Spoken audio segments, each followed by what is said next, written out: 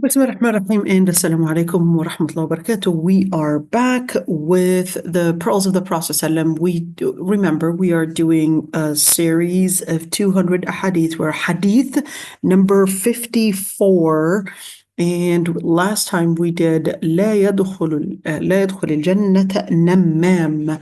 لا يدخل الجنة نمام, meaning the person, a gossiper, will not enter paradise. And we said, what is a gossiper? There's a difference. There's a difference between namima and the ghaiba and namima.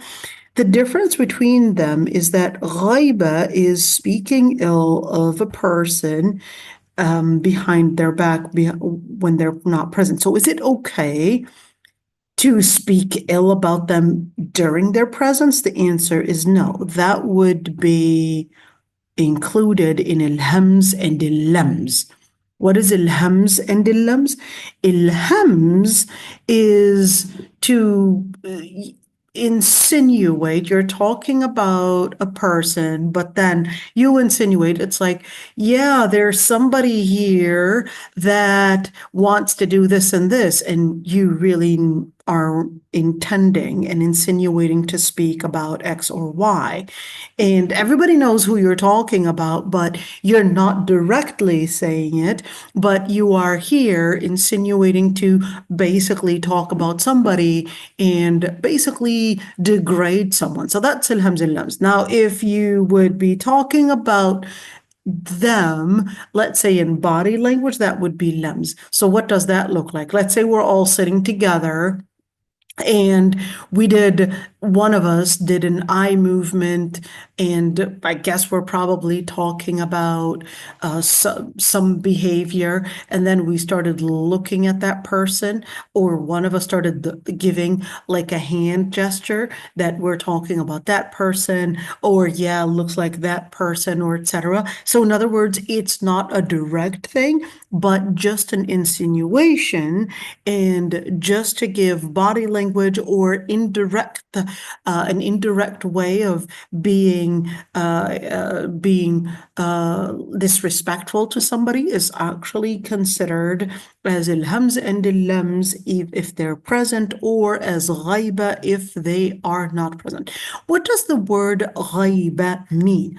So the word itself actually comes from the root ghaba. Let's look at it. So here's ghaiba. The word ghaiba actually comes from the root ghaba, which means that the person is not present. So ghaiba, any type of a derogatory statement used to refer to someone else to harm them. So whether it's in regards to speaking about them, their personality, something that belongs to them, their core, their children, whatever it is, and speaking about them, and they would dislike it that you would talk about them in that shape or form, then that would be ghaiba if it's behind their back, and if it is face to face, it would be hams and lams. If it would not be true, it would be buhtan, it would be a form of blasphemy.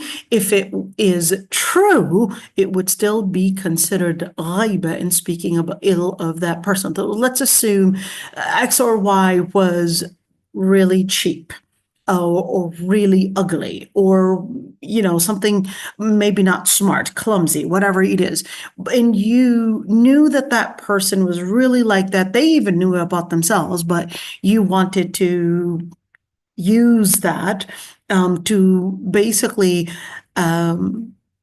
disrespect and belittle that person. That would be considered ghaiba. That would be now in namima, on the other hand, is different, because in namima you're right there trying to create a drama by probably going to person X and telling them this is what Y said about you, or this is what Y is saying, wanting to exchange information, or basically he said, she said type of thing, and get into these types of dramas. That would be in namima. Let's see. The Prophet ﷺ, I like that in these set of ahadith, they try to put a lot of the ahadith that are relevant to one another, probably right after one another. Let's see, look at this hadith. عن أبي هريرة رضي الله عنه أن رسول الله صلى الله عليه وسلم قال لا يدخل الجنة من لا يأمن جاره بوائقه. لا يدخل الجنة من لا يأمن جاره بوائقه. What does لا يدخل? لا يدخل means they would not enter Jannah whoever their neighbor is not feeling secure and safe from the different behaviors. In other words, from the different evil things, the different problems that they might cause. So if a person is not being protective over their neighbors, or at least caring over their neighbors, then in that situation, that person will not enter Jannah. And if each and every single person, kind of like the golden rule, if each and every single person applied the idea of making sure that the next door neighbor or 7 neighbors, that they are protected and free and safe from their harm, then in that situation, we would definitely have a secure community. So, لا يدخل الجنة, this is really common in a hadith. By the way, there is the old method that we used to use and to do what is called the takhrij. Okay, even though like this method is right now considered old-fashioned right now with all the electronic methods and online and all of that. It made things really easy, but I think it's worth mentioning. There is a method that we used to use at the time. It's basically called موسوعة أطراف الحديث.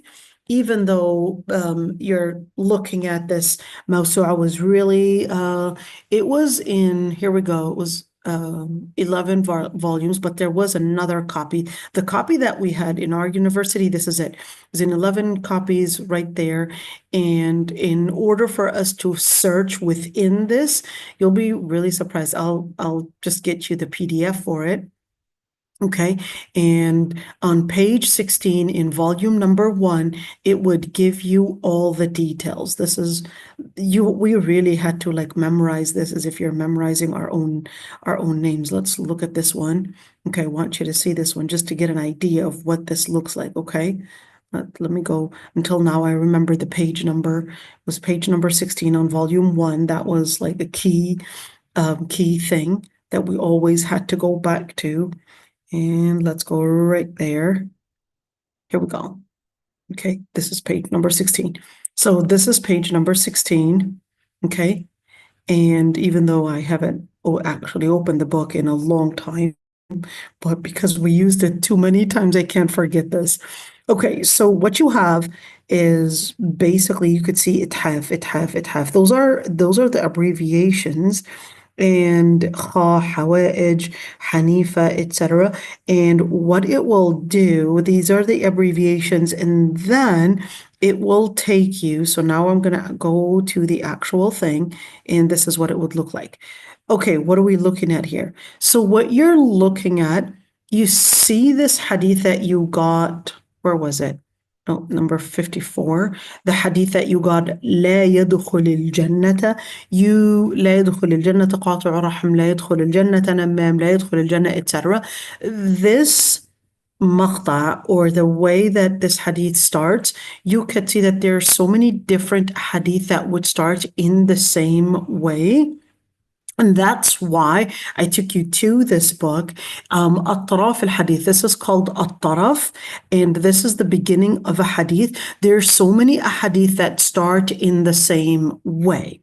Okay, that start in the same way, and this author, basically Saad Zaghloul, will give you, it's like an encyclopedia type of thing, and this encyclopedia would have all the different details of at least where to go back to. So let's say احفظوا من محاسن الأنصار, and the rest of the hadith, you would basically go for a book, it's called Kanz, and you would go to page 16, well, 16, 17, 18, and it will tell you what the word Kanz means.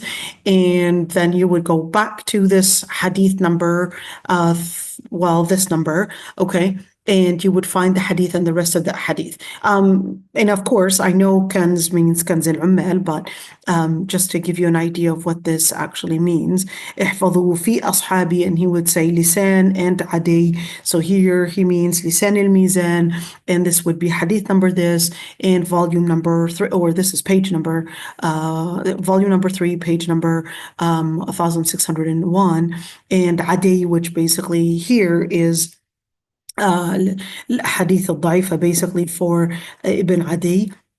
So just to get an idea of how we would go back to these hadith, or just see what and how. Look at this. احفهما جميعا, احفوا الشوارب, احفظوا عني, etc. Just wanted you to see that there are different encyclopedias to help you see those hadith that have a same beginning. Okay, that same beginning. Look at this one. Irqi bi abik, irqi bismillah, irqi ma lam yakun, arqa, etc. It will give you all the different hadith that start out in the same way, and certainly even the references. And of course, these abbreviations, you would just go back to the key, and it would contain in page number 1, and well, no, it's volume number 1, page 16, and it would give you the meaning of these basically abbreviations right there. So just remember this one. I know you might not be using it, but at least you get an idea for those that want to be students of ilm, and just giving them just some keys and making it short. Okay. لا يدخل الجنة من لا يأمن جاره بوائقه.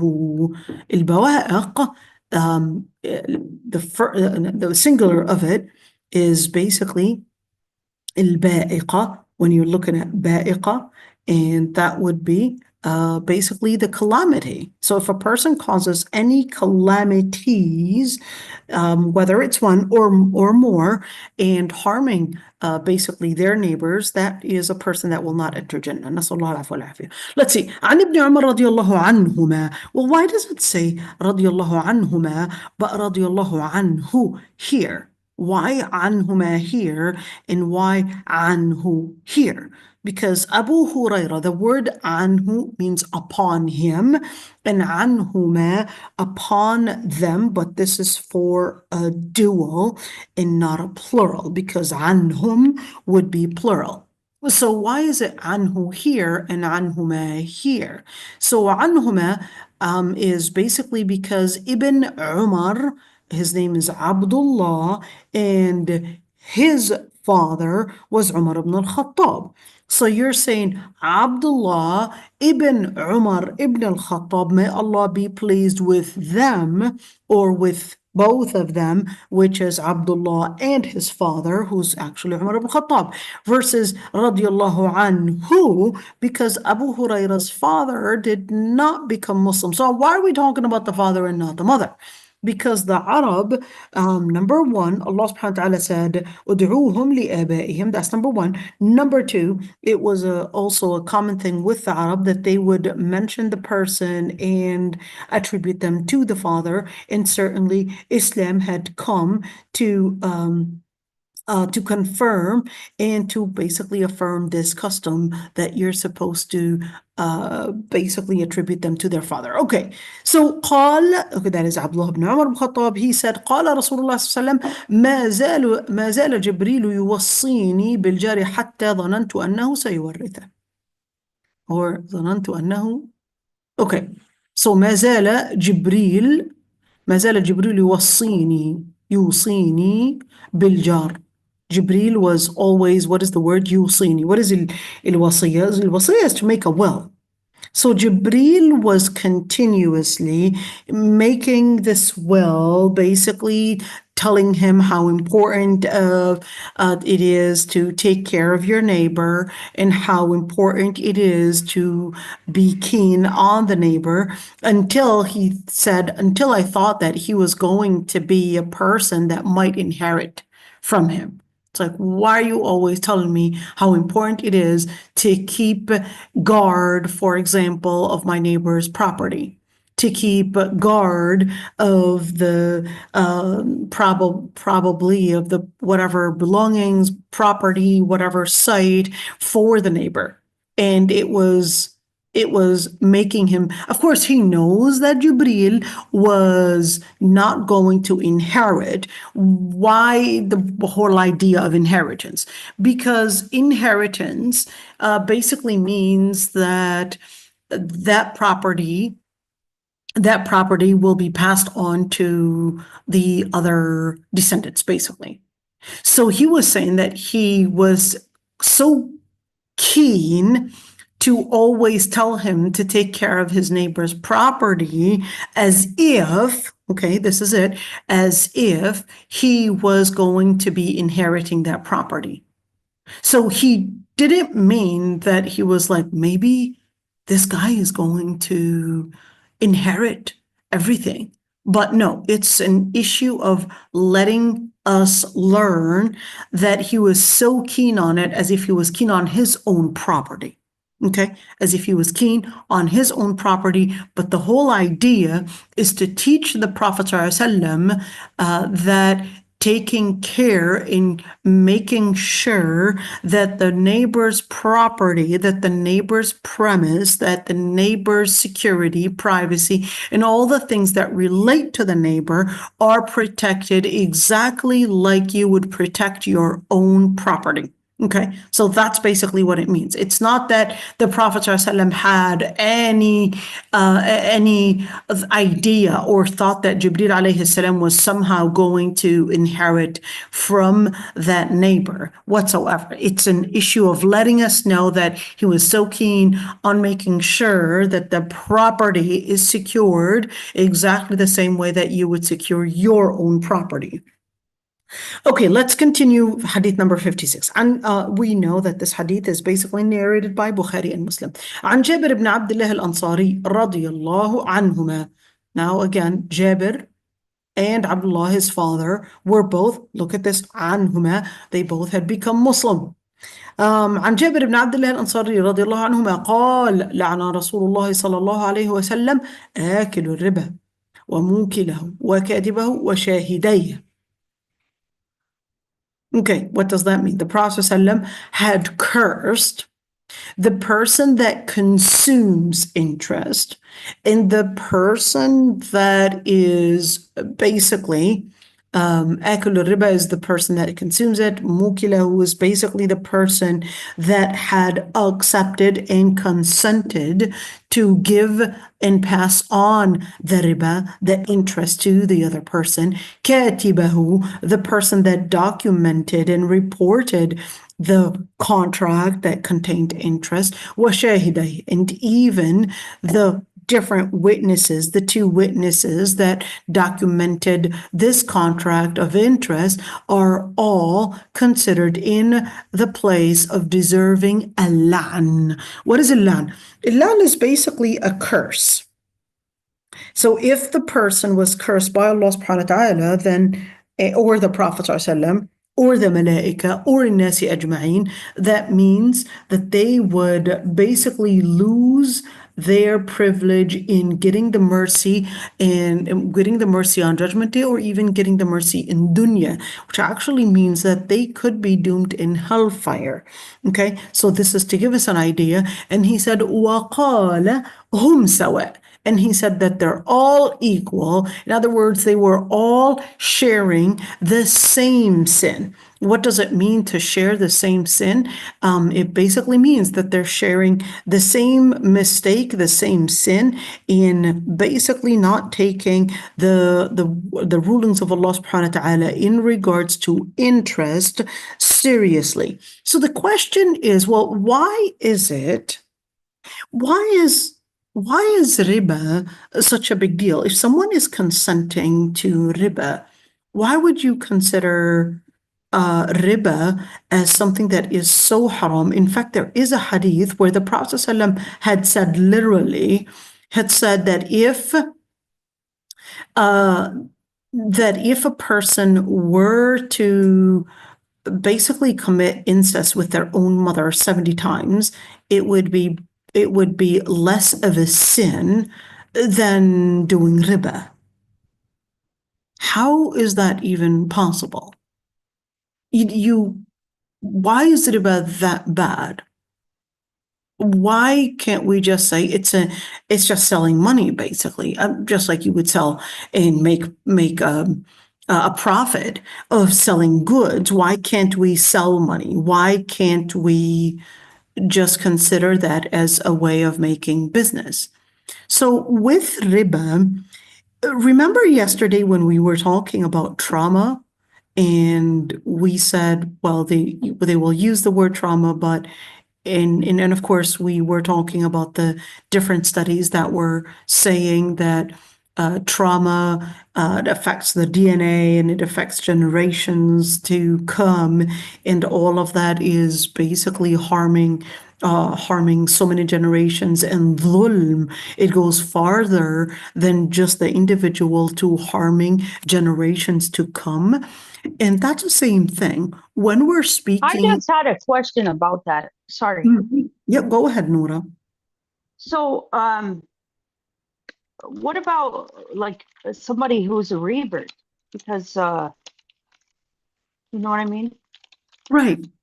So, Noura, at the end, when we're speaking about trauma or we're speaking about any harm that was done to a person, it part of the treatment, let's say it that way, is how you embrace all of this, is how you recognize that despite the trauma, despite all the impact, is that تعلقنا بالله عز وجل.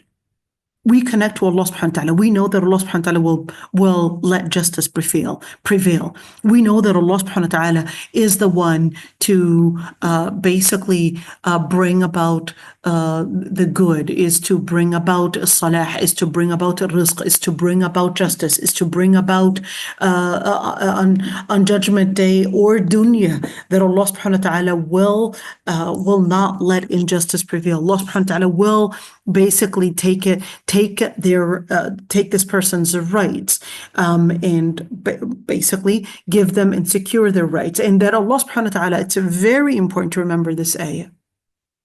This ayah in Surah Al-Isra, وَمَنْ قُتِلَ مَظْلُومًا فَقَدْ جَعَلْنَا لِوَلِيِّهِ سُلْطَانًا فَلَا يُسْرِفْ فِي الْقَتْلِ.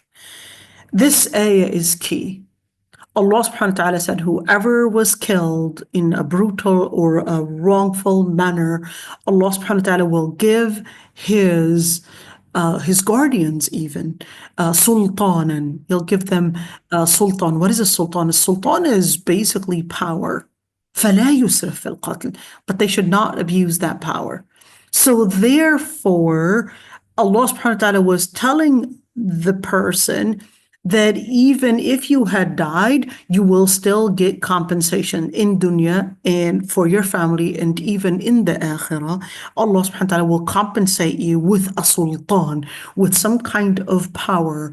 But Allah subhanahu wa ta'ala is saying, فَلَا يُسْرِفْ فِي الْقَتْلِ. But don't abuse that, because at the end of the day, Allah subhanahu wa ta'ala will let justice prevail. So speaking of which, when we're looking at riba, Allah subhanahu wa ta'ala was letting us know that riba basically acts as exactly as the acid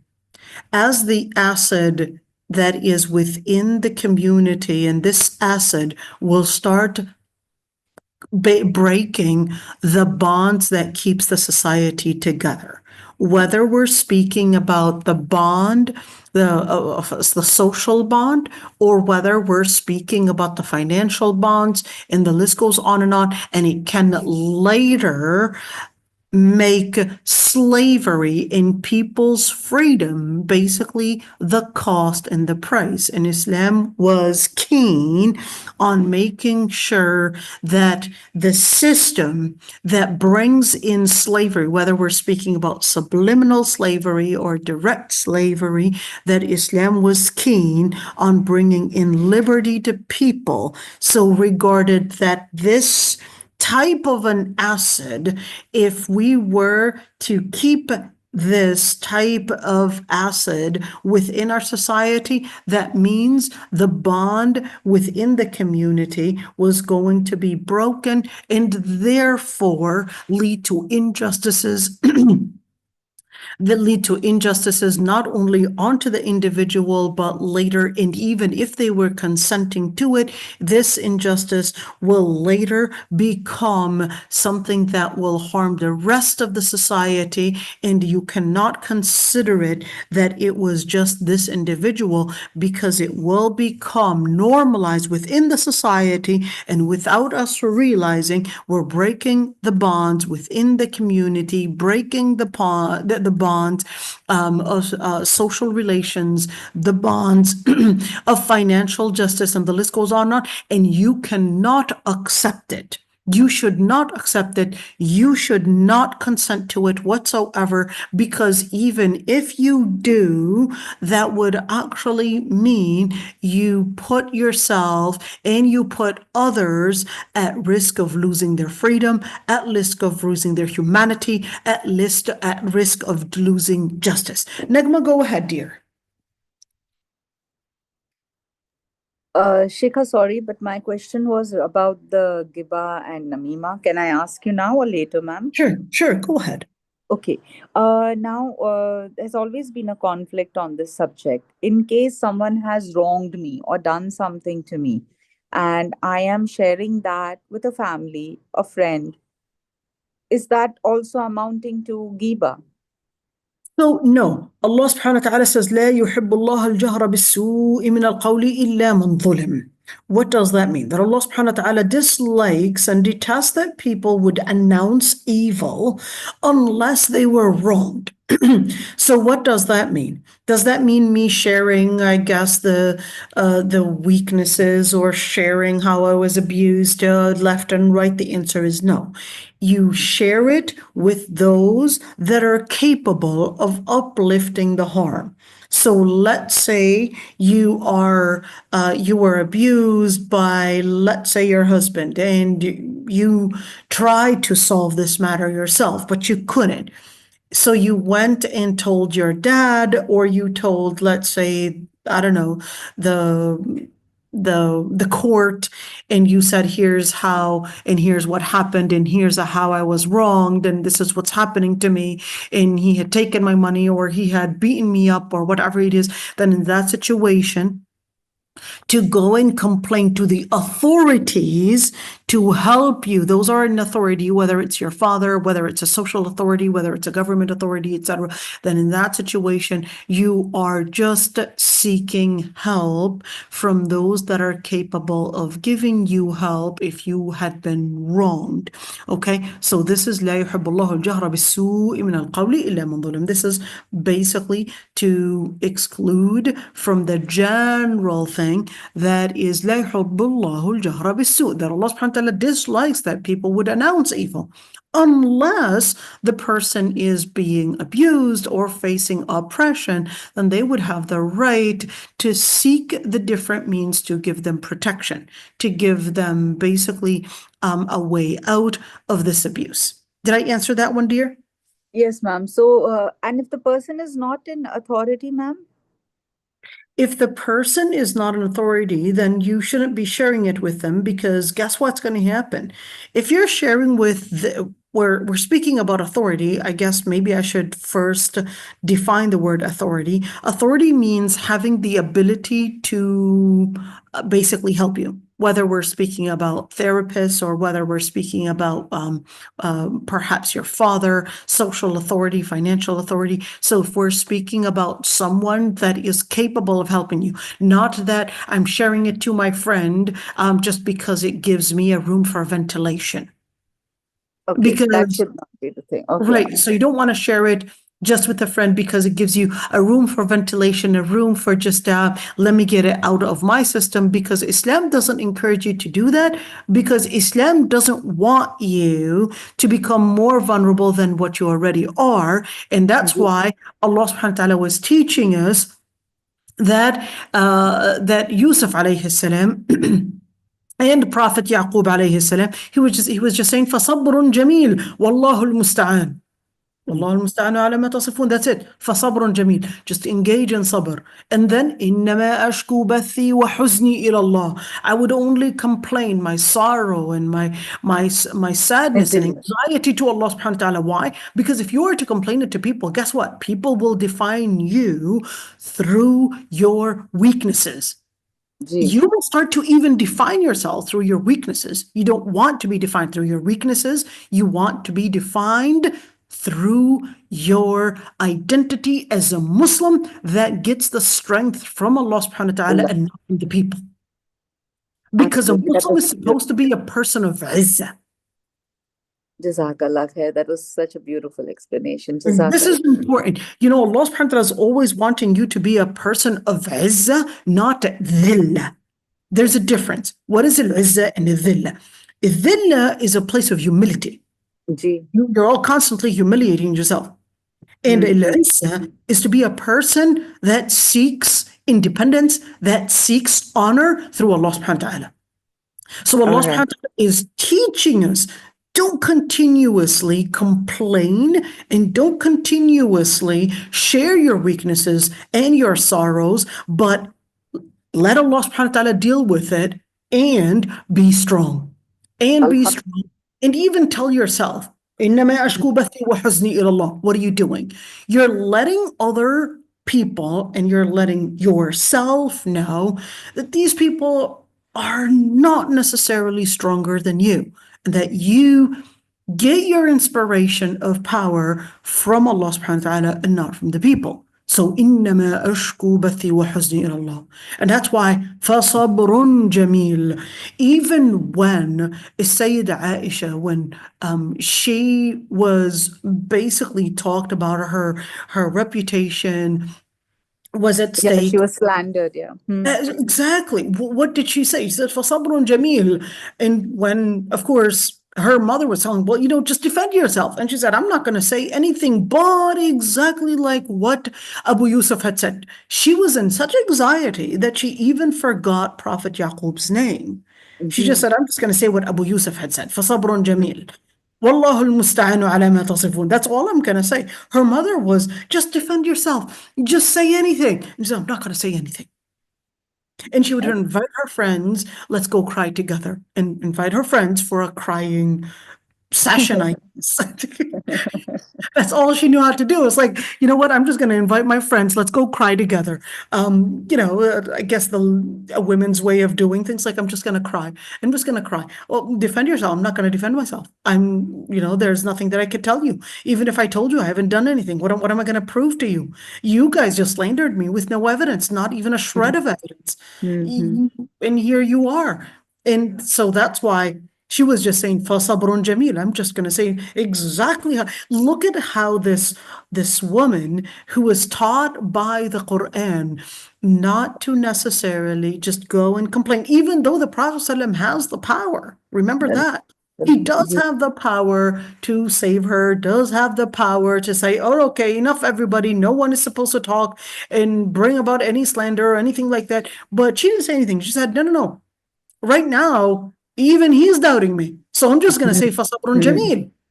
You know, he's at this point where, yes, he's got the power, he's got the authority to just tell everybody, no, I don't want anybody to say anything. This is, hey, I'm going to hold you accountable. But he didn't say anything. So she's right now in front of an authority that basically was living the skepticism in this whole thing. So she just said, you know what? I have no power but to say, Ya Allah, you be the ruler in this.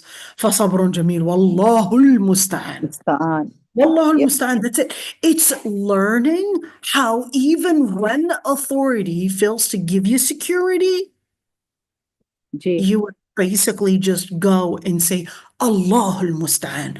I seek the power from Allah subhanahu wa ta'ala. Even when the authority basically becomes lacking the power to protect me, to believe that I am innocent, I would just basically hold on to Allah subhanahu wa ta'ala. So just put that one in mind, how it is important to do that tarbiyah. Yes, that tarbiyah, that you connect with Allah subhanahu wa ta'ala and not connect You connect with Allah subhanahu wa ta'ala and not connect with the people and their abilities and their capacities to basically save you and protect you. But you would actually go back to Allah subhanahu wa ta'ala. Okay, let's continue with this one. Jazakallah khair. وإياكم عن عبد الله بن عباس رضي الله عنهما. Why رضي الله عنهما? Because the father and the son were both basically Muslim. Who's Abdullah ibn Abbas? Abbas basically is the Prophet ﷺ's uncle. Abdullah means he was his cousin. Well, basically Abdullah was the Prophet ﷺ's cousin, but he was the son of al-Abbas. He basically said لعن رسول الله صلى الله عليه وسلم المتشبهين من الرجال بالنساء والمتشبهات من النساء بالرجال. رواه البخاري. Let's see that the Prophet ﷺ, that they had said that the Prophet ﷺ had cursed, exactly like right there, cursed, and not only the person that takes the interest and basically all the different people that are related to interest, but that's a different thing. That's basically the financial corruption. And now it's talking about the social corruption. What social corruption? That the Prophet ﷺ had cursed the men that imitate women and the women that imitate the men. Wait a minute. So what does that even mean? Like, what does it mean to imitate? So if there's a specific, whether we're speaking about garment or whether we're speaking about certain actions, certain jobs, professions, if those are known to be exclusively for men, then in that situation, you don't want to jump onto that wagon because you would be imitating men or the men imitating women. So why is that even important? Why is it important to not mimic the men, or if it's the women mimicking the men or the men mimicking the women? Because such a distinction between the two sexes is important to maintain certain responsibilities and certain rights. That's number one. How does that even confuse certain rights and responsibilities?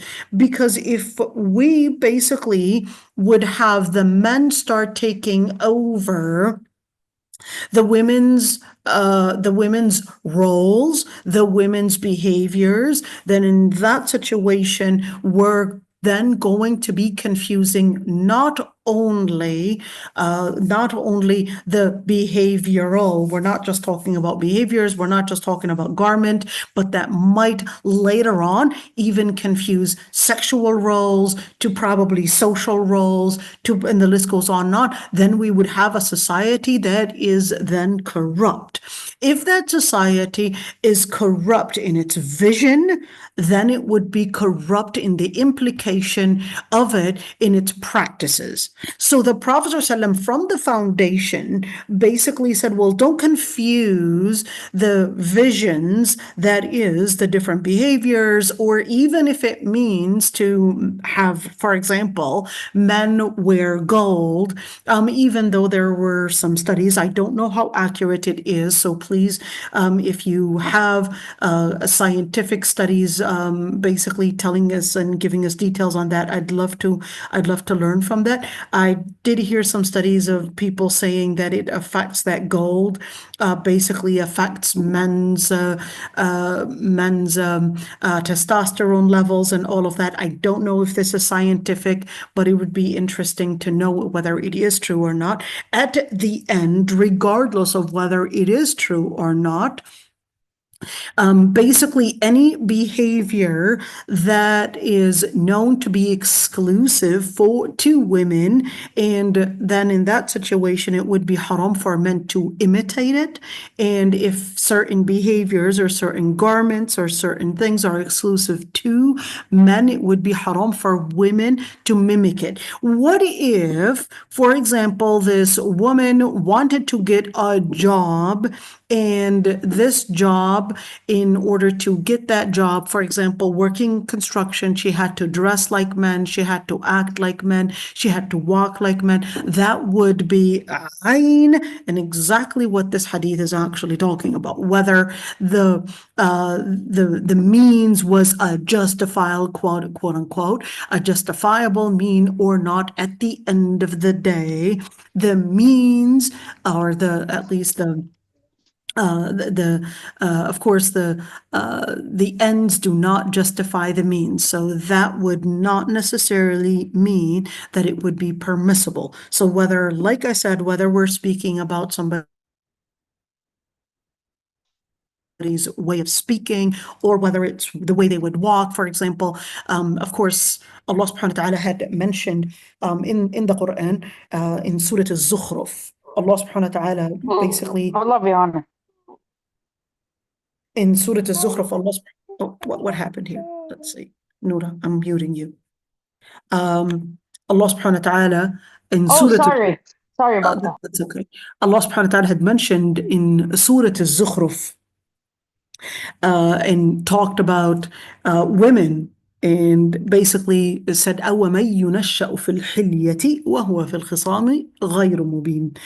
The ones that are brought up in al-hilya. What is al-hilya? Al-hilya is cosmetics. Girls like to appear beautiful. They're always concerned about how their hair is looking nice, and how their clothes and how they would appear, and always just concerned about basically their appearance. وَهُوَ فِي الْخِصَامِ غَيْرُ مُبِينٍ. So to have men, and you could see right now it's becoming so common that men would even probably narrow their eyebrows, or probably do facial and do their nails, and probably do waxing and all of that. And that's definitely mimicking women, and that would certainly take away from their masculinity.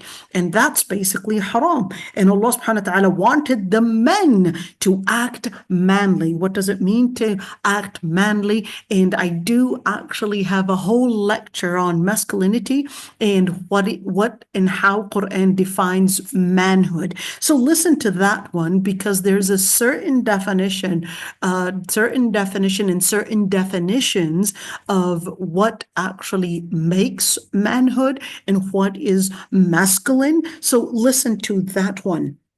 But in general, we would say that the Quran was emphasizing that what it means to be manly is, one, to be concerned about, one, holding on to the principle, basically being steadfast onto the principle. And that's why Allah subhanahu wa ta'ala emphasized that there is a difference between the word rajul and between the word dhakar.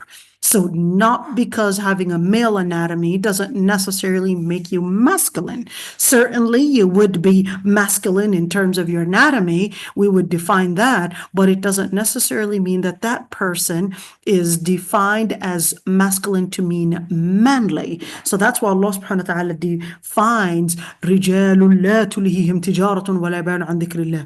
That men, the true men, no, they're not pacified by tijara, by their business, by their عن ذكر الله, or even by remembering the name of Allah subhanahu wa ta'ala. In other words, they're steadfast onto the principle. Also emphasized الرجال قوامون على النساء, that true men are basically living al-qawama. What is living al-qawama? Living the authority, living the responsibility, living of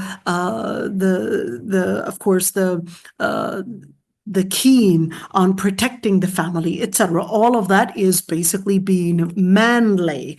That's why he said الرجال قوامون على النساء. And of course the different ayat as well would mention in detail what it means to be manly, what it means to act in that power, because in regards to women, certainly فالصالحات قانتات حافظات للغيب, it would mention on one side. I did actually have also another lecture that talks about, well, what if we talk about what is manly, well, what is womanly? What is a woman? If you're going to talk about men, well, what does it mean to be a woman? So I do have another lecture on that. So look into it. You really have to see it. That one is really interesting, because I know that there's so many different lectures that talk about what really makes a woman and what makes a good woman. But I think the lecture that I gave on what really makes a man, I think it was the first lecture ever to be given by a woman to teach men how to be men. So yeah, it's kind of different. So look into it. Anyhow, Let's continue. So when we talk about المتشبهين من الرجال بالنساء, the men that would mimic the women, like I said, whether it's in behavior, speech, etc., or even the women mimicking the men. Okay, so does culture play a role in defining a lot of this? The answer is yes. Of course, absolutely. So if culture plays a role in this, how could this be as a way in looking through to see ad-din itself? Because with culture, you basically had seen a certain vision. In other words, you had embraced a certain definition through culture. So we would not necessarily disregard culture as just a personal practice, because culture goes farther than a personal practice to identifying yourself and identifying so many things around you through that lens of what had become normal. So if, let's just say, let's give an example. In certain cultures, having long hair for men is basically considered that this is only a woman would do that. Okay.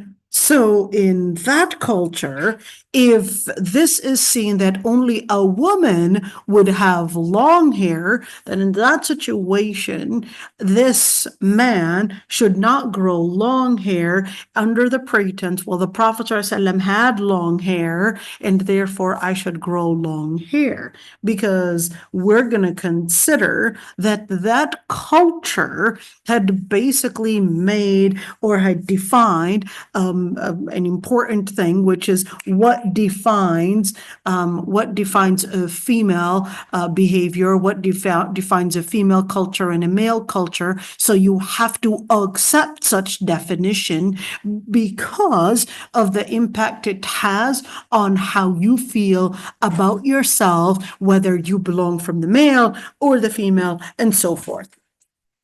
So عن عائشة وعبد الله بن عباس رضي الله عنهما قال رسول الله صلى الله عليه وسلم لعنة الله على اليهود والنصارى اتخذوا قبور أنبيائهم مساجد.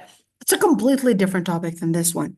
Let's see. عن عائشة وعبد الله بن عباس, both of them, they basically said that the Prophet ﷺ had said Allah subhanahu wa ta'ala had cursed the Jews and the Christians. They had taken نزل السلم الإيمان بس ونزل السلم.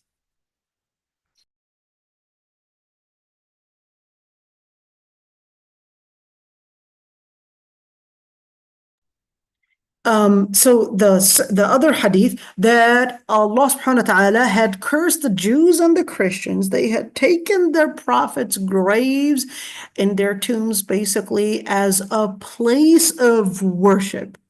So what does that even mean? That basically means that they had taken the graves as not only a place of worship, but they had basically glorified the prophets to the level of glorifying the Lord himself. And that would simply be considered as shirk. That would be shirk. By the way, we do have, like in Palestine, we have certain areas in Palestine, and I'm sure it's the same way in Syria. I'm sure it's in the same way in Pakistan, India, Turkey as well, for sure, that there are certain tombs that people would go, and I'm sure in Egypt as well, people would go there as to go and ask for perhaps help, security, ask for treatment, whatever it is, in order to basically get whatever that they would want. They would go for these saints or go for these prophets or whoever is believed to be within this tomb, and they would either invoke to them or pray or even make sujood. I know we have this in Palestine, in Al-Khalil, there's al-Masjid al-Ibrahimi. It has some tombs who we are told that they are for Prophet Ibrahim, Sarah, Ishaq, and that this belongs to them, even though there's really no evidence, but the people of Al-Khalil believe in it wholeheartedly, and many of them would actually pray, believing that they're actually there. Okay, now, is this permissible if it is proven? If it was proven that certainly they're there, they're buried there, then it would be haram to pray in there. Okay, it would be haram to pray in there. And if it is not there,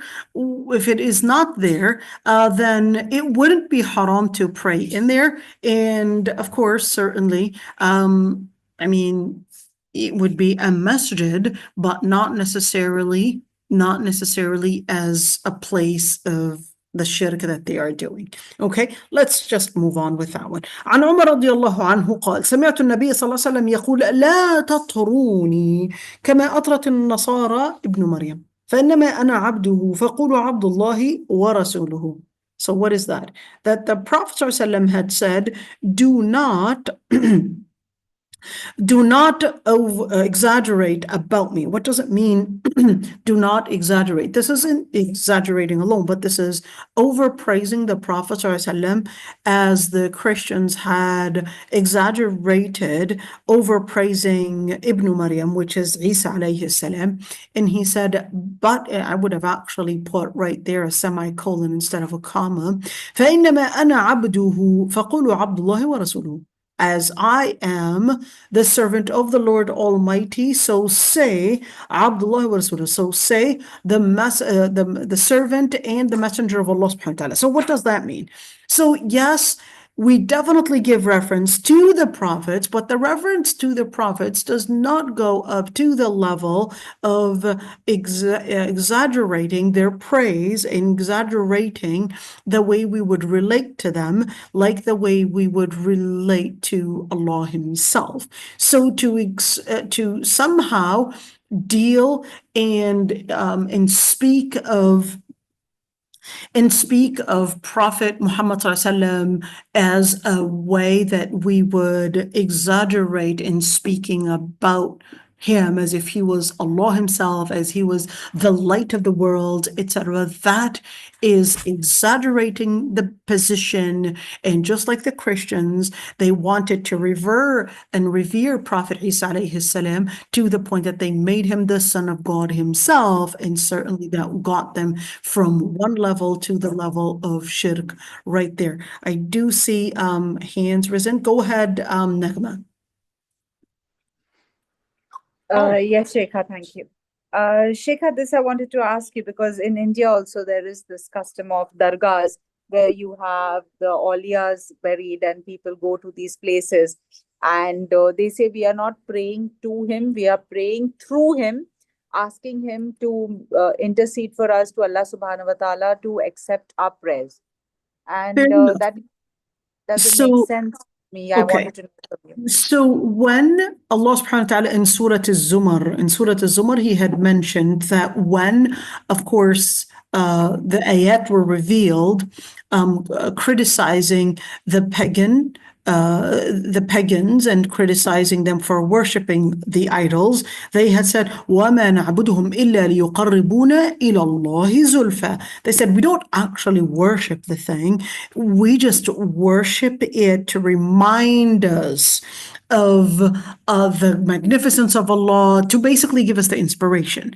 If you look at paganism, they did recognize that these idols were not gods, but they basically had considered that they were a good inspiration of probably the person that was sharing soup and food onto the people of the poor, just like when we're speaking about different idols. And another idol is probably sharing a love story like Isaf and Na'ila. Another idol was to resemble kindness. Another idol, each and every single idol. So you can consider that, okay, this idol is to resemble kindness, etc. But that does not take it out of the fact that it is shirk. So Allah subhanahu wa ta'ala, you want to remember mercy, you want to remember rahmah, you don't necessarily go to maybe a beautiful story or a beautiful behavior, a beautiful saint to remind you of that. You can remember them as an inspiration in a story, but not necessarily go to their tomb and pray through them. Can I go and visit their tomb? I don't know, read Surah Al-Fatiha perhaps, or probably just remember them. So number one, Surah Al-Fatiha was not necessarily mentioned by the Prophet ﷺ to being something that you would practice when you go for visiting a grave. The sunnah when you are visiting a grave is to say, Assalamu alaikum dara qawmin mu'mineen, antum as-sabiqun, wa nahnu insha'Allahu bikum lahiqun, Allahumma aghfir lana wa lahum warhamna warhamhum, Allahumma la tahrimna ajrahum wa la taftinna ba'dahum. That is the sunnah. Okay, that's the sunnah. So can I not read the Fatiha? So there are differences of opinions between scholars on whether we can read the Quran to the deceased and whether it gets to them or not. The first opinion considered that that's a bid'ah because it wasn't done by the Prophet ﷺ, because these are dead people, and therefore to read Quran for them is not making sense. What does it mean for me to read الطلاق مرتان فإمساك بمعروف أو تسريح بإحسان? What does this have to do with the dead? This is a legislature to you. The second opinion said it is permissible to read Quran to them, just like it is permissible to do Hajj on their behalf, just like in the hadith, that woman that came to the Prophet ﷺ and basically said, Inna ummi nadharat an tahujj, afa ahujju anha. My mother made an oath to do Hajj, and she had died. Should I make Hajj on her behalf? And he said, إن كان على أمك دين أكنت قاضيته. Do you see, if your mother had basically a debt that she owed, would you have to pay it back? And she said yes. And he said, دين الله أحق أن يقضى. Then Allah subhanahu wa ta'ala's debt basically has the priority over human debt to be paid off. The second evidence they use is basically the hadith where the Prophet ﷺ said, إِذَا مَاتَ ابْنُ آدَمَ انْقَطَعَ عَمَلُهُ إِلَّا مِنْ ثَلَاثٍ. If the son of Adam basically died, and all the actions would basically be terminated except of three things. Number one, you had mentioned a sadaqah al-jariyah. Number one is sadaqah jariyah, basically a sadaqah donation that they're giving, and it's continuously still giving the services that it was first given for. Number two, al-ilm yantafi' bihi an-nas, knowledge people will use and benefit from. Number three, which is waladun salihun yad'u lahu, a good and a pious son that would make the dua. So the second opinion basically said, well, if a dua is going to be answered, why would we not say that reading Quran would benefit the dead in any way? So if this is waladun salihun yad'u lahu, even though certainly this person had just died, but this is still bringing in good, then if a dua is to help, why shouldn't reading Quran also help? So that's basically, I guess, the argument for the second opinion. The third opinion, they basically said no, it doesn't help, but a dua would help. So therefore, because they said, well, you cannot do this analogy and this qiyas and say, well, if you are to make a dua, then that would also mean you could probably pray to meaning salawat al-khams, or probably read Quran on their behalf, but you can make a dua because that was mentioned. So they said you cannot be comprehensive in what you would include as good actions that would basically extend from an individual to the dead, but you would basically regard that this is exclusive to certain things and not inclusive to different behaviors. Noura, you wanted to say something, dear. Go ahead. Yeah, I just wanted to say, because you had mentioned not to to do things like the Christians had done with Isa alayhi salam.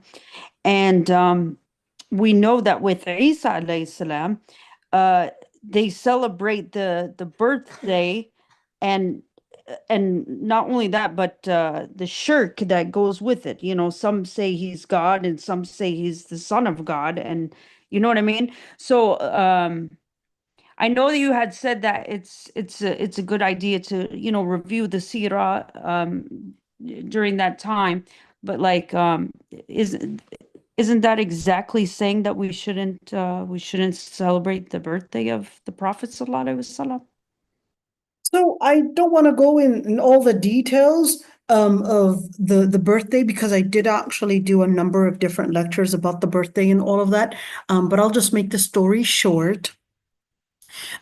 Is the birthday or the Mawlid itself, is it necessarily as a Mawlid? Number one, let's look at the history. I'm just going to break down a couple things. The history of al-Mawlid itself, we don't actually have evidence to prove that it was actually on that day. So we know the date of the death.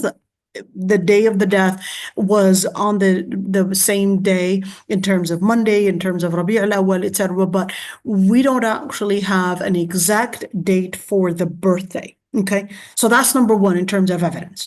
Number two, the history of al-Mawlid itself, it actually was started by al-Fatimiyin or al-Ubaydiyin, and that was in...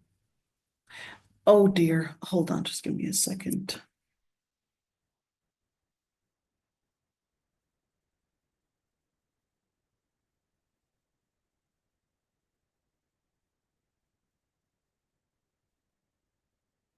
Just give me a second, please.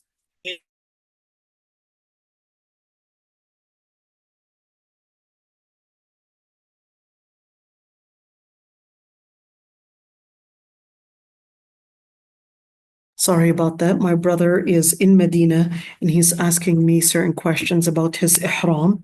And Is he making dua for all of us? yes, he is. But Okay, good. Alhamdulillah. so he basically, let me put the question right there. So he was like, we basically did all the trimming and the cutting our nails and all of that before even getting here. Do we have to do it again? The answer is no. This is a sunnah. You don't have to do it again when you're in Abar Ali, or at least in il-Miqat. That's a sunnah and not farida. Okay. Now to answer your question, Noura, in regards to the actual date and who actually started this type of a celebration, it was really the Fatimiyin. And the reason why they wanted to do that was al-Ubaydiyin, or Fatimiyin as to what they liked being called. They were actually Shia, okay? And they were ruling over Egypt, which was predominantly Sunni.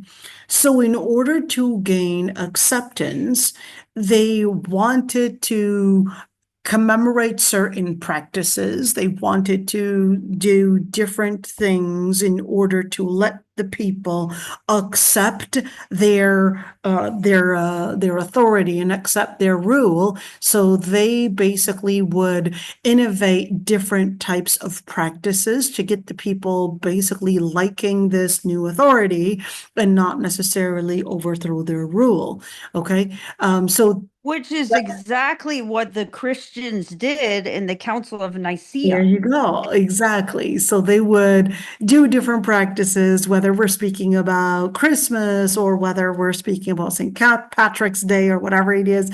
And then it was, well, let's get them pacified by doing certain celebrations and making it fun to be living in shirk, rather than letting them think of being a strict governance. So that's basically what al-Fatimiyin had started out, and that practice became Oh, fun practice. So later on, of course, this practice became so normalized and it was passed on to the different countries around the world. And certainly there was a narrative. Well, it's reminding us of the Prophet ﷺ. It's giving us, I guess, a place to revere the Prophet ﷺ, to remember the history, etc.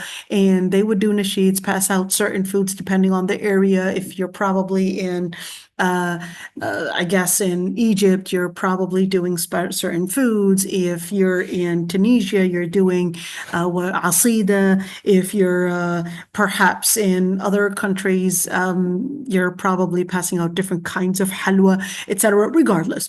So this was the history. But here's the question. Right now, we're seeing that a lot of the different people, they would practice al-Mawlid, not necessarily to pass out sweets, etc., and cakes and all of that, but it's a moment to remember nasheeds, remember the seerah, etc.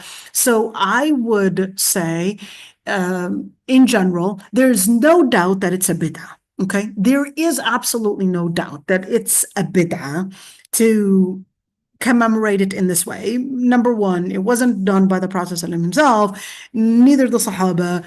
It was invented and innovated by the Fatimiyin. There's no doubt that it's a bid'ah. There's no doubt.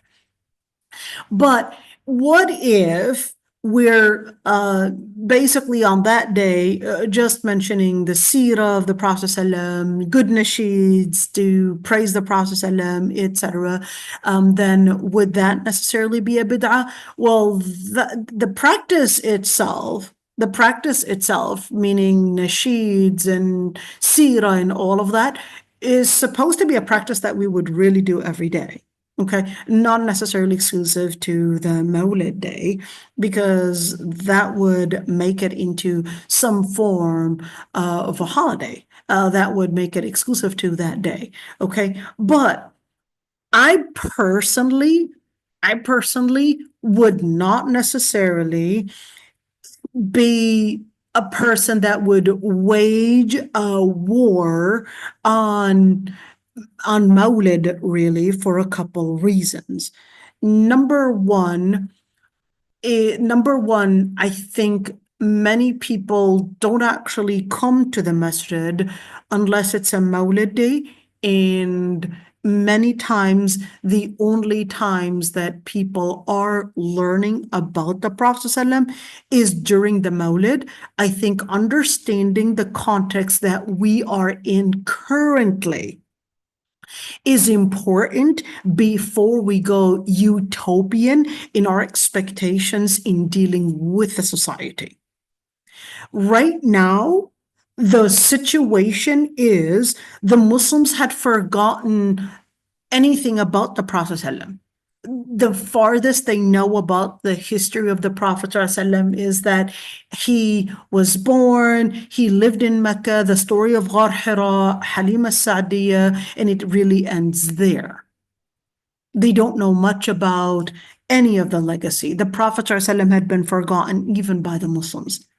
So if I am not going to even utilize a situation like al-Mawlid and say, well, you know, if they're coming here, let me utilize this day to remind them of the legacy of the Prophet ﷺ, to bring them in, to remember al-Akhirah, to remember this.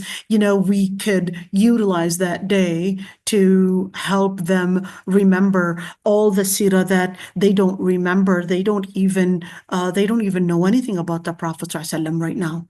With the Ummah had forgotten Shahada, the Ummah had forgotten Rasul ﷺ, the Ummah had forgotten Sunnah.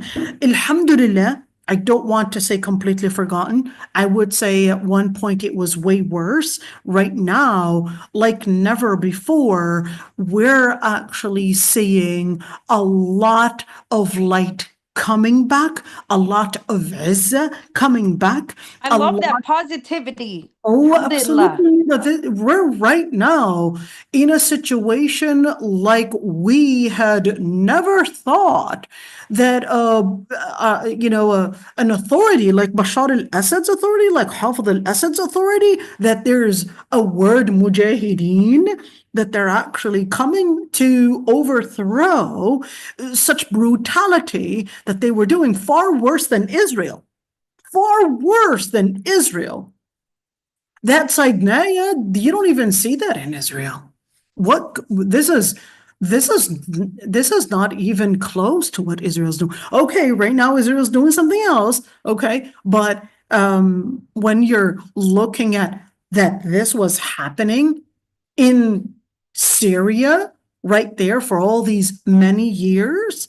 Just imagine. Right now, who's basically coming in to say that, no, we are right now coming in to change all of this system, to change all of the rhetoric. And right now, alhamdulillah, I am very positive that we are right now in a better place than ever, at least before in the past, perhaps maybe 100 and so years. 100 and so years, we're right now in a You're better getting us position. excited. Allahu Akbar. Oh, Noura, never before. Trust me, Noura, the past 100 years. So we're talking about March 23, 1924 until right now, we're 2024 right now. You got 3 more months, and that's going to commemorate the day. Well, I shouldn't be saying commemorate per se, but I should say it's going to mark the day of Suqut al-Khilafah. The day of Suqut al-Khilafah, 100 years. The Ummah had been living 100 years in 3 months from now, 100 years with no Khilafah, 100 years of the Ummah really under Sykes Biko from 1917 until, of course, today we're just under basically al-Mulk al-Jabri, under this forced colonization basically over our necks. So alhamdulillah, right now we're seeing, hey, like never before, young children memorizing the Quran, young children right now, they're going to be the future ulama, and you're going to see that during our time, we're seeing things that are bawadir amal. They're really all these signs of really giving us like never before the sahwa, the awakening that we had not seen before. If you were to go back in the 1980s and you were to go back to the 1970s, my mother was telling me that when she wanted to wear the hijab, she was actually mocked. You're like, what are you doing? What, mocked by who? By the Muslims. We're not talking about by the non-Muslims. We're talking about by the Muslims themselves. By the Muslims themselves. I was in Palestine, believe it or not, in Palestine, in Al-Quds, in 1992, I was the only girl that wore hijab in the whole school. 1992, that wasn't too long ago. That was not too long ago. None of the teachers even wore hijab, except later, one science teacher came in wearing hijab. But just imagine that. Just imagine that. No teachers, no students wore the hijab. I was the only one in the whole school in 1992 in Palestine. I'm not talking about America. I'm talking about Palestine. Just imagine that. And when I went to Palestine in 1992, I was 13 years old. I whispered to my mom, are these all kuffar? We were walking down the street of Al-Quds, Bab al-Amud, and I asked my mom if all of these people were kuffar because I barely saw hijab. Just imagine. I barely saw hijab. Hijab was so rare that I barely saw it. It was so rare. And even when they wore it in a certain different way. And, it was, hey, this is Palestine. This is Palestine. And barely anybody was taking their salah seriously. You would go to Masjid al-Aqsa. Salah was not even taken seriously, but alhamdulillah, a Are big you change has happened. serious? Oh, yes, ma'am. SubhanAllah. Yes, ma'am. Yes, ma'am. And subhanallah, It just shows you. That just reminds me of the ayah. About enjoining and what is good and forbidding what is evil. absolutely, absolutely. No, Yeah. alhamdulillah, Noura, we are at a place, whether we're speaking about a sahwa, whether we're speaking about all the different contributions, and no one can claim that it was just them. We had, whether we're speaking about al-Ikhwan, whether we're speaking about Salafiyya, whether we're speaking about Sufiyya, whether we're speaking about Tabligh, each one contributed in a different way to make this possible. Every single one. Yes, even a Salafiyya contributed, even a Sufiyya contributed, even al-Ikhwan contributed. Each one was working from a different Because we're angle. all one ummah. Absolutely. Each one contributed in a different way to make the ummah better. And this is important. This is important. One was giving the ilm, the other one was giving the political activism, the third was giving, I guess, the tarbiyah. Each one was working from a different angle. Now, therefore, I would say for those that want to do, for example, al-Mawlid and want to utilize that day to remind the people of the Prophet ﷺ, the history, the legacy, etc. You know, it's really strange to say. You know, the movie Al-Risala, and I did mention that one before. The movie Al-Risala, The Message, by Mustafa Al-Aqad. If you were to make a study. If you were to make a study what people know about about the Sirah, they would really only know what was mentioned in the movie. What was mentioned in the movie. Just imagine that. And everything else, they would really have no clue about it. It just tells us that we really have to upgrade our method of da'wah as well, even if it's using movies, even if it's moving social media, all those different methods are definitely al-hikmah dallatul mu'min.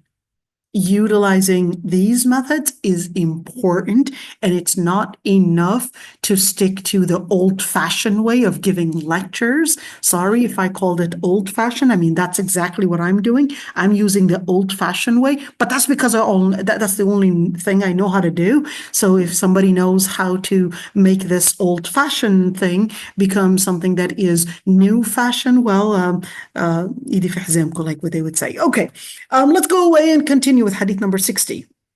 عن عبد الله بن مسعود رضي الله عنه أن رسول الله صلى الله عليه وسلم قال أشد الناس عذابا يوم القيامة المصورون. The most ones that will be tortured on Judgment Day, al-musawwirun. But I would, what is al-musawwirun? First of all, the word musawwir, the word musawwir actually means a person that would make a picture of something. But wait a minute. What type of picture? So that's where the differences of opinions of scholars basically went into.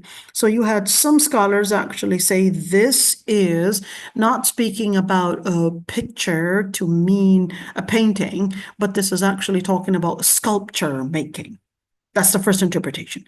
The second interpretation said, no, this isn't necessarily exclusive to sculptures, but this is also any person that is to draw, whether we're speaking about hand drawing or whether we're speaking about painting or whether we're speaking about photo taking. Just by that, you are mimicking the actual thing that Allah subhanahu wa ta'ala created.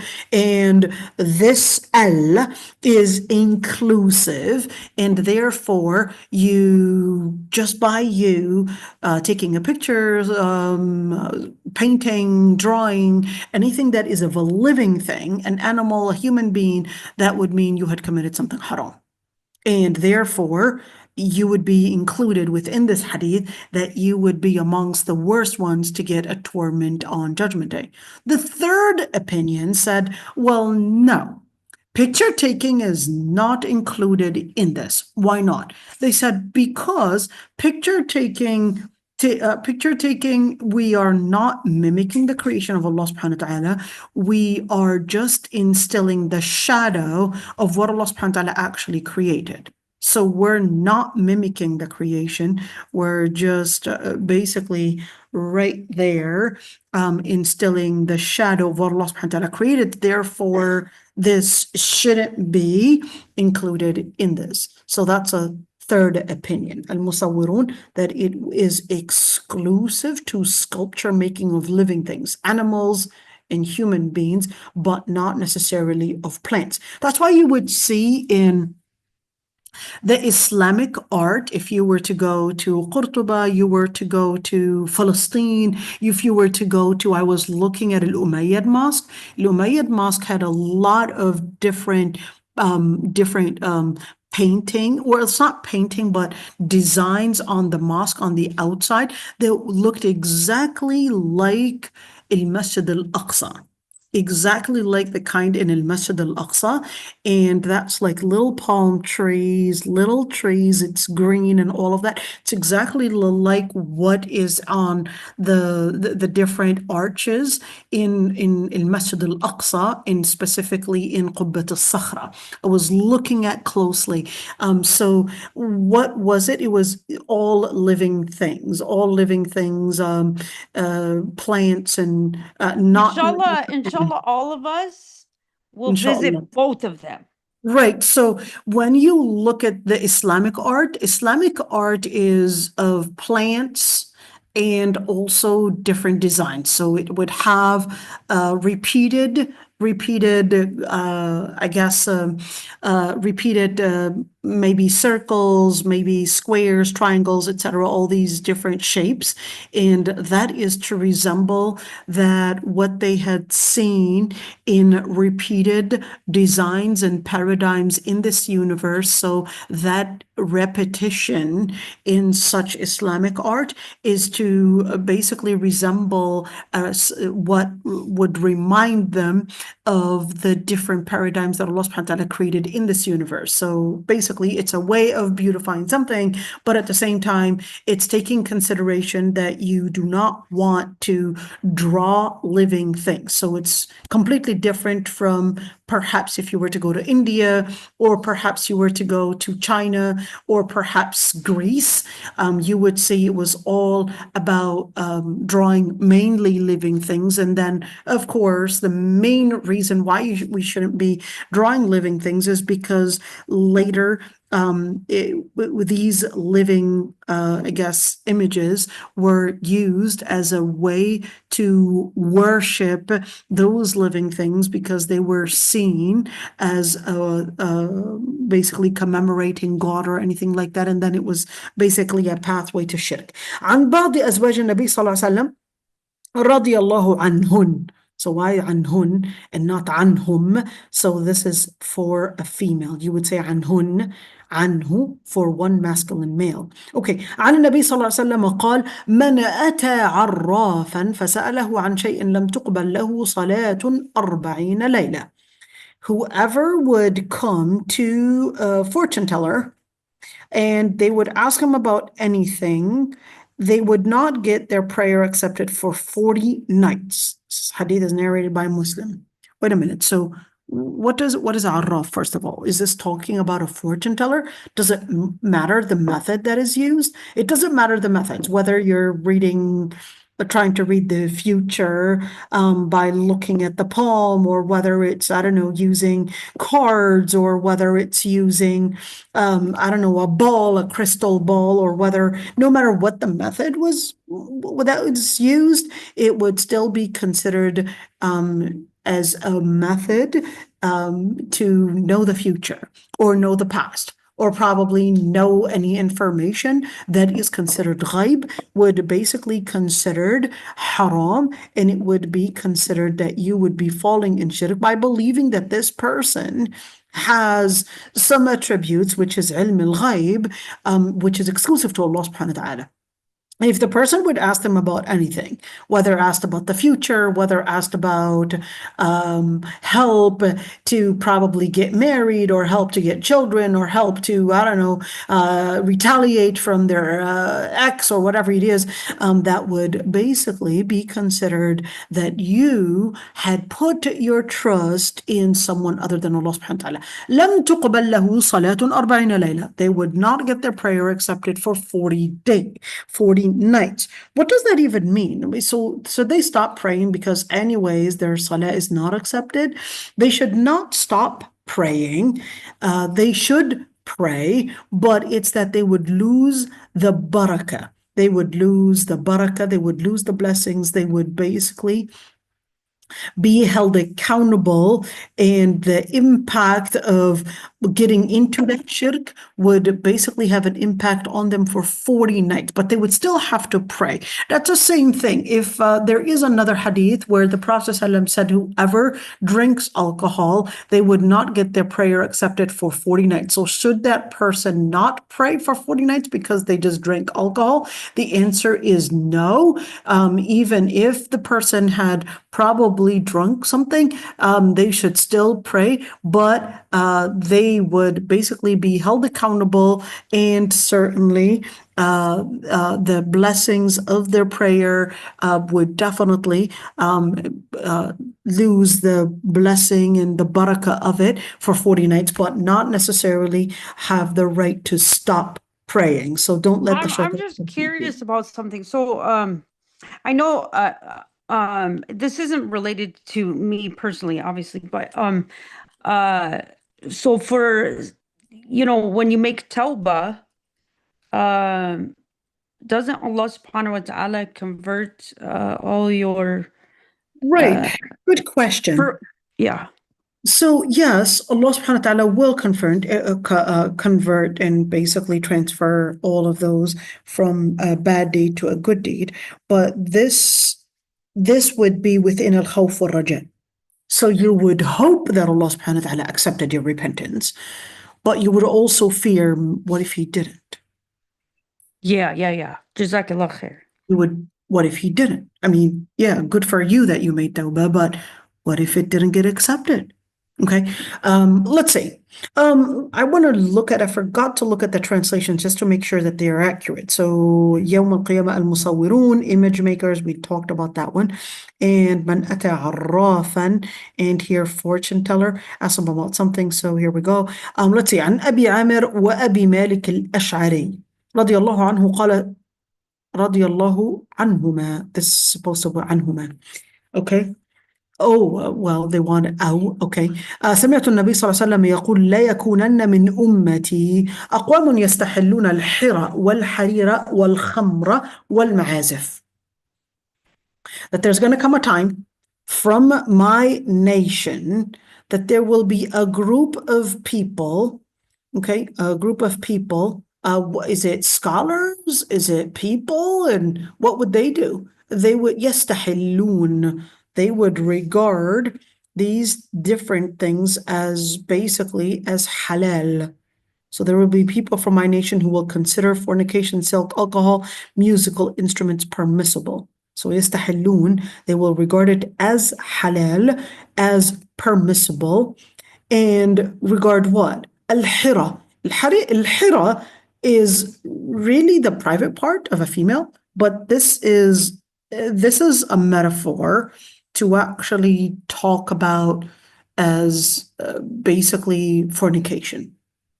That there's going to come a time where zina would be given different names to make it seem like it's basically just an orientation. Will be given different names to make it seem that it's acceptable. It's just trying to practice love. It's basically a way to help us make our marriages basically done right. So we would try each other out before we get into an actual marriage contract just to make sure that we click, etc. All of that is basically going to happen where there's going to come a time where zina would be regarded by certain people and demonstrated that it is permissible. Things like al-harir, things like silk and different practices of probably garments would be considered that, oh, don't make it a big deal, nothing wrong with it. Al-khamr is just a spiritual drinking. Are you saying that the people that people are actually doing the first scenario you just said?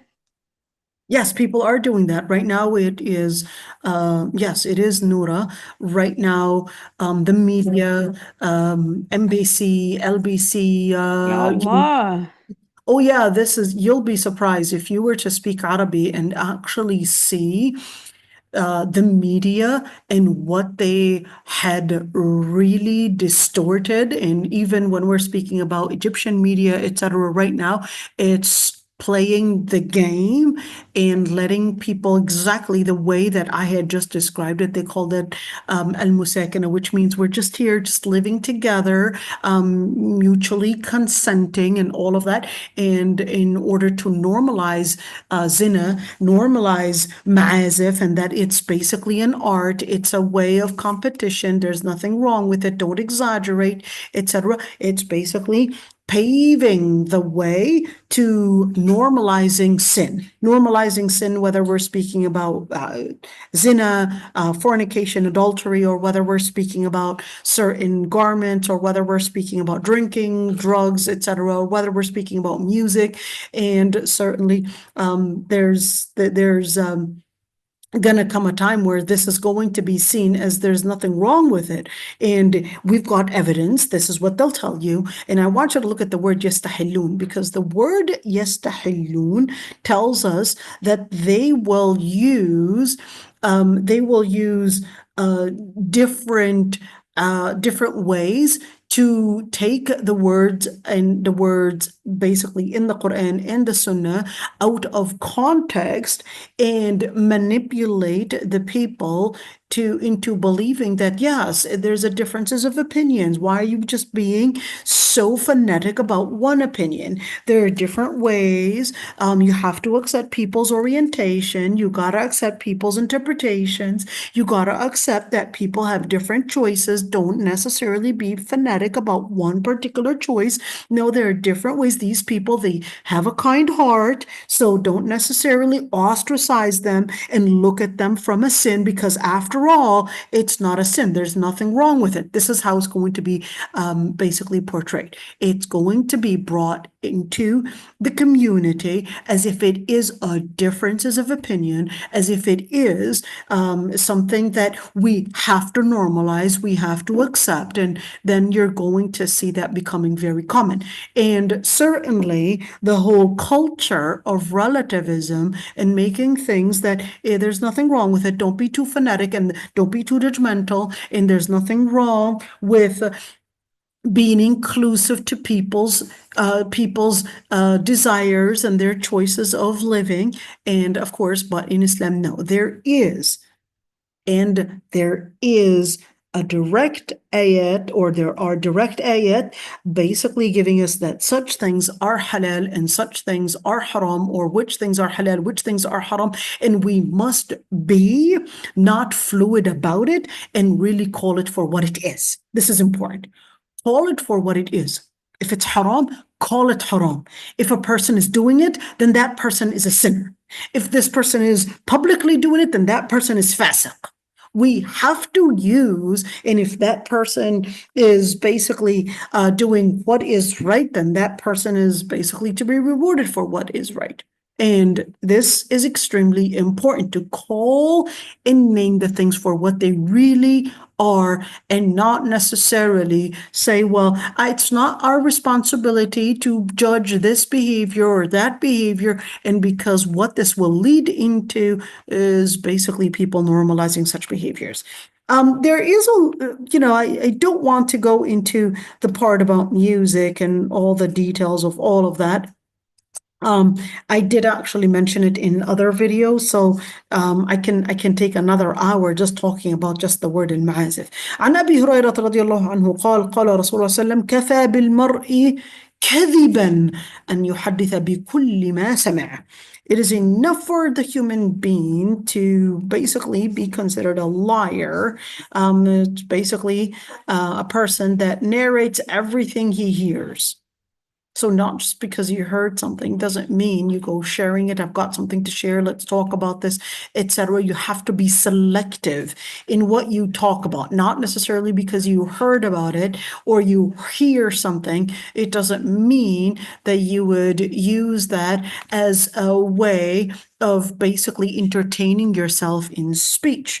And the Prophet ﷺ was basically saying it's basically going to be an enough sin that a person would be committing if everything that you would hear, you would want to take the moment to entertain and basically use it as finding a subject to talk about. Let's say, Abdullah ibn Umar.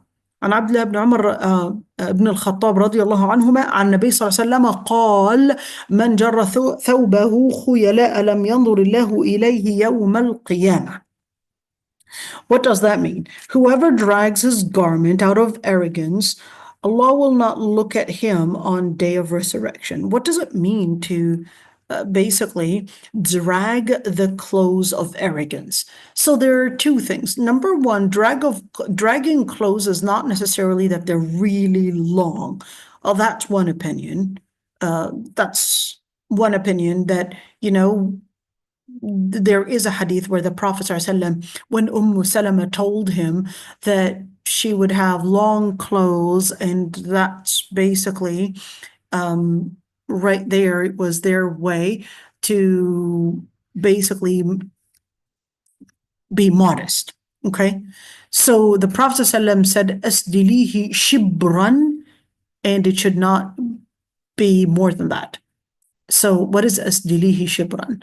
That you can have it long enough, so we're talking about like 1 foot or even a little less, and not necessarily longer than that. Why? They used to make their garments, I don't know how it's seen. I mean, you could easily trip if your garment was too long and basically trip and fall. But there is a hadith where the Prophet ﷺ even mentioned when that Sahabiya asked him, well, can she wear something that is slightly short, basically, or something that is like a long garment? But then the Prophet ﷺ said, إِذَا كَانَ يُغَطِّي ظُهُورَ قَدَمَيْهَا. It's when that hadith is narrated by Salama, that it would be permissible if it was covering ظُهُورَ قَدَمَيْهَا, if it's covering basically the feet. And then scholars went into 19 differences of opinions on what does it mean to cover ظهور قدميها. Is it the upper part? Is it the bottom part? Is it the foot itself? What is awra for a woman in regards to the feet? Is it the upper part? Is it the toes? Is it the bottom? Is it all of it? How do we understand all of this? Okay, almost 19 differences of opinions in that regards, but I don't want to go into the differences of opinions. But And if they want to learn more, they can register for the fiqh of worship absolutely. in the spring. There you go. We're going to go in lots of details, inshallah. So, man jarra thawbahu khuyala, whoever would drag their clothes in such arrogance. What does it mean to drag clothes? It's not necessarily just an issue of the amount of clothes dragged or the amount or the length of the clothes, but this is actually talking about wearing any garment to boast about it.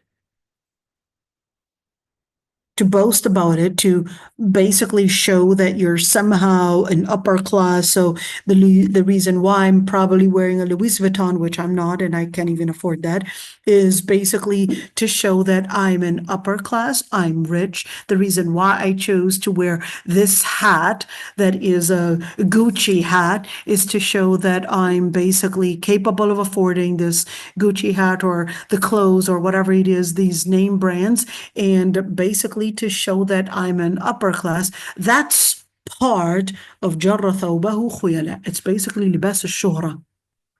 It's in order to stand out from the rest of the people, to show arrogance, to show wealth, to show status, etc. That would be a type of arrogance, and that would, on Judgment Day, exclude the person from Allah subhanahu wa ta'ala looking at them. So they would want at that moment that Allah subhanahu wa ta'ala would see them, to probably possibly have Allah subhanahu wa ta'ala's mercy on them. Maybe they could be seen by Allah in order to just tell them, yay, you're dismissed, you can go to Jannah, but they won't even get the luck of even Allah subhanahu wa ta'ala looking at them. And therefore, Allah subhanahu wa ta'ala, it's like he would not even see them, and they would be just standing there suffering, just wanting any sight, any glance from Allah subhanahu wa ta'ala to possibly give them the mercy. So, And that goes back to that other hadith about imitating a group,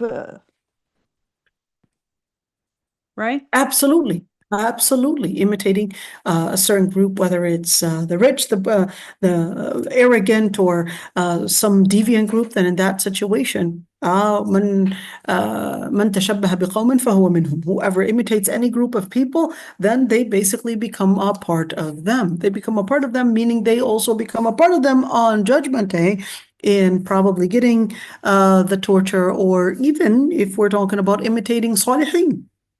If you're imitating the Salihin, there's a possibility that you would be included as part of them. Let's continue with hadith number 65, and then we'll stop at this one.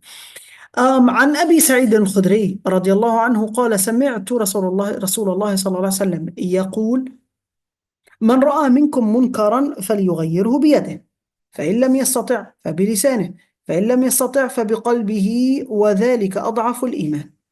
Whoever sees any wrong, then they must change it with their hands. If they are not capable of doing so, then change it with their tongues. They're not capable of doing so, then with their hearts, and that is the least of faith. So what does that mean? If you are capable, if you're in the authority to change whatever is munkar, what is munkar? Munkar is any evil doing, any wrongdoing. Then you should change it with your power if you have the power to do so.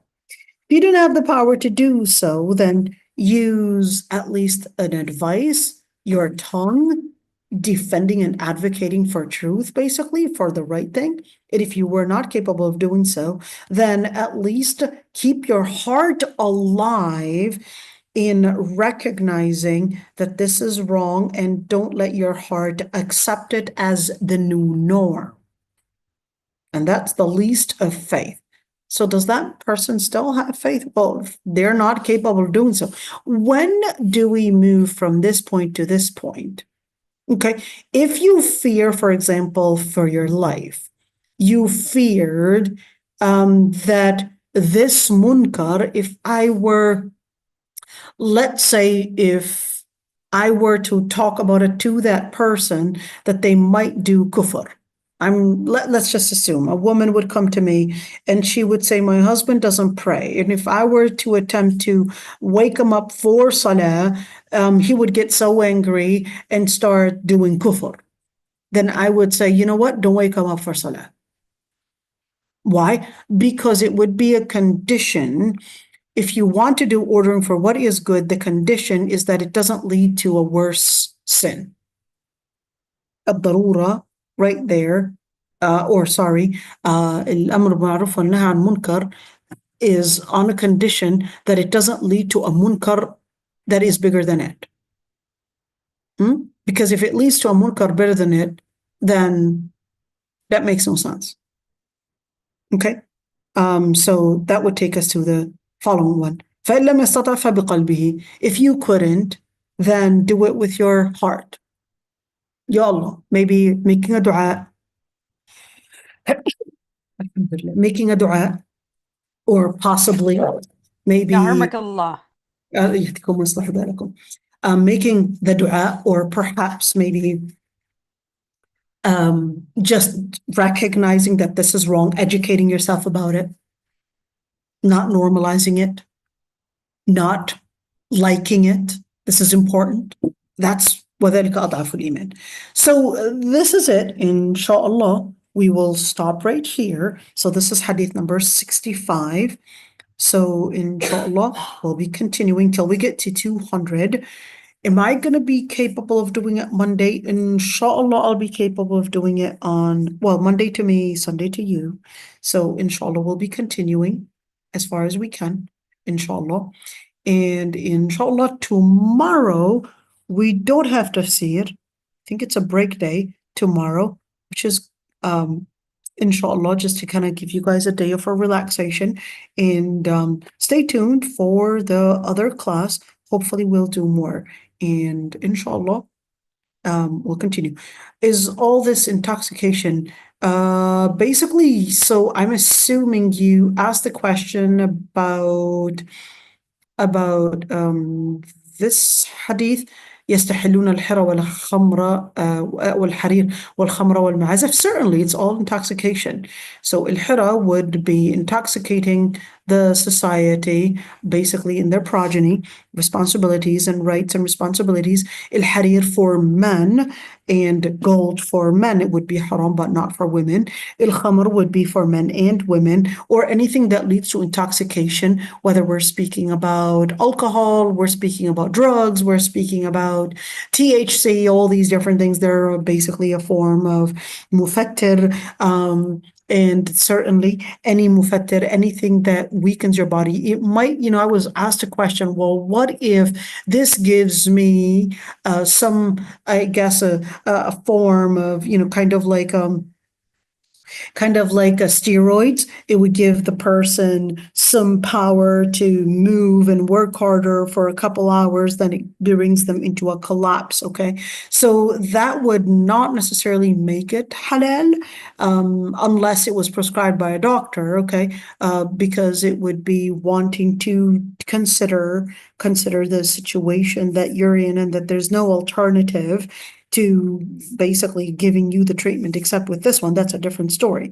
But if we're speaking about street drugs, we're talking about basically different types of drugs that are harming the person. Even if they were to give you some boost in energy for a certain while, it doesn't make it halal, because this later on would make your body addicted to it, and basically you won't be able to get enough of that energy, perhaps for this while, unless you would increase the dosage after your body had gotten so used to it. And certainly a higher dose is going to get you not only probably addicted, but perhaps even cost you your life. Okay, al-ma'azif, there's a lot of details about al-ma'azif, so I'll just stop it at that.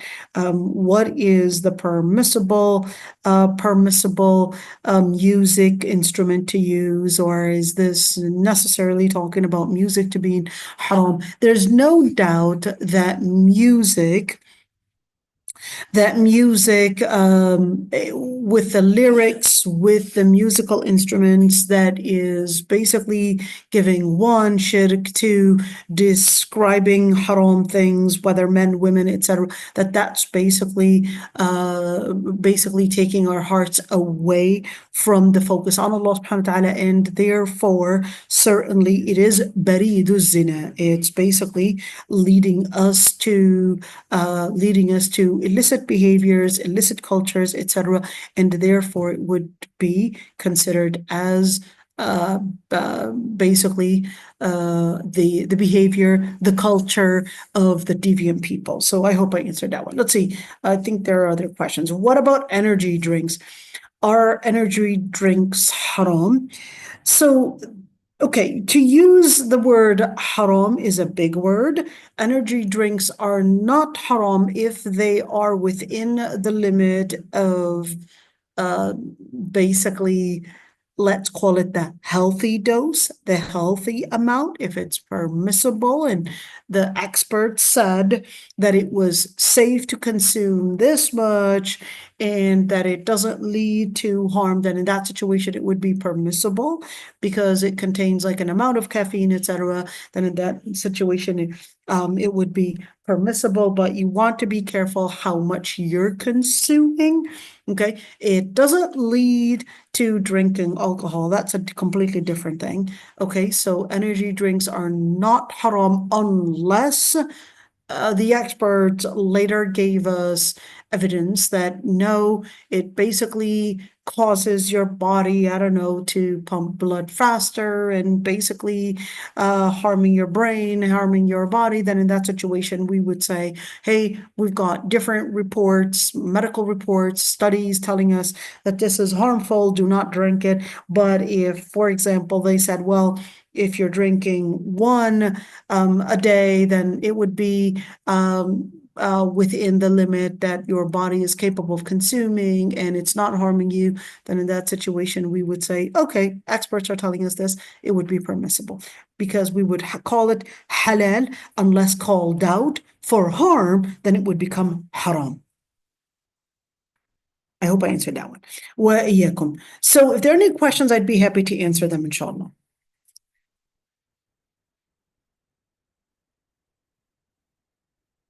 I don't know if anybody is raising their hands. So what I'll do, I will stop the